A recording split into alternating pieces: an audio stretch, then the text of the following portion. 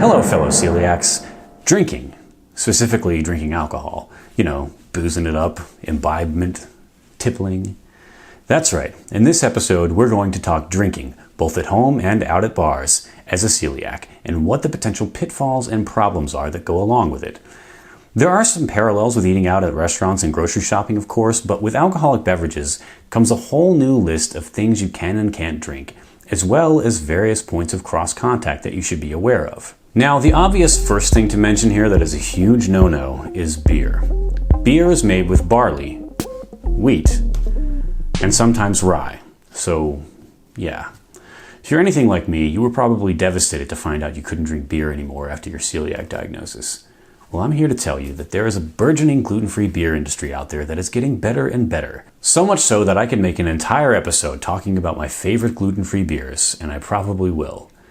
Unfortunately, and this is something that frustrates me to no end as a beer lover who used to actually brew his own beer before getting diagnosed, local availability of gluten-free beers, even in New York freaking city, is sadly somewhat lacking. Thankfully, my favorite brand of beer, Glutenberg, is here and fairly widespread in grocery stores. However, this leads me to my first important thing you need to watch out for. Somehow, the most popular beers without gluten that you'll see, and that you can almost count on finding just about anywhere you go where they offer gluten-free options, are something called gluten-removed beers. During the manufacturing process, these beers are usually adulterated with some kind of enzyme that breaks down the gluten molecules. So it sounds like, yay, I can drink that now. But if you remember what I said in my video about what I do when I get glutened, your problem is not that you can't break down gluten and that you need an enzyme to do it for you. Little lesson on celiac disease and chemistry real quick. Gluten molecules are composed of two shorter peptide chains called glutenin and gliadin. I don't want to get too far into the nitty-gritty, but basically it's the gliadin that actually causes the autoimmune reaction. So breaking down the gluten into its component peptide chains is not going to help you. If you're more interested in how this all works, there's a YouTube channel called Osmosis that I discovered that has a bit of a deeper dive into the mechanics of the disease. Go check that out if you have a second. It's a great YouTube channel for learning about the ins and outs of various medical conditions like celiac, diabetes, multiple sclerosis, and others, and it does this with a lot of helpful animation. Anyway, this is all just to point out that these beers, Dora, Omission, Gluttony, which I just realized sounds like mutiny, and anything else that is made with barley yet claims to be gluten-free, are not truly gluten-free. I have been noticing lately that these beers are now, for the most part, putting the phrase gluten-removed on their labels. Turns out the new rule is if it came from a gluten-containing grain, you can't call it gluten-free. More on this later. Steadfast, another brewery that makes fantastic gluten-free beers, even has the sentence, "This beer is gluten-free, not gluten-removed," on their label, which I just love. Sadly, it's still too common that most bars I've been in that carry these beers still think they're gluten-free and will offer them on their menus as the gluten-free option, thinking they've done their job to provide options for everyone. You'll see it everywhere. One gluten-removed beer and maybe a crappy cider. Look, options! It's a bit disheartening, but a lot more places are figuring it out. It's just going to take time. And meanwhile, just like I said in my video about how to know what to eat, there are plenty of things out there that are not gluten. Wine, cider, and most liquors are gluten-free. Although the tricky thing with cider, and this is something that not everyone thinks of, is ciders that are on draft. It's always a good idea to ask the bartender or server if they use that draft line for anything other than cider. If they've recently changed it out from a keg that had beer in it, you're going to want to avoid it. If, however, that line is the dedicated cider line, you should be safe. But always ask. And if you're really worried, stick with bottled ciders. There's plenty of decent ones out there. As for wine, wine comes from grapes. Yeah, so no gluten there.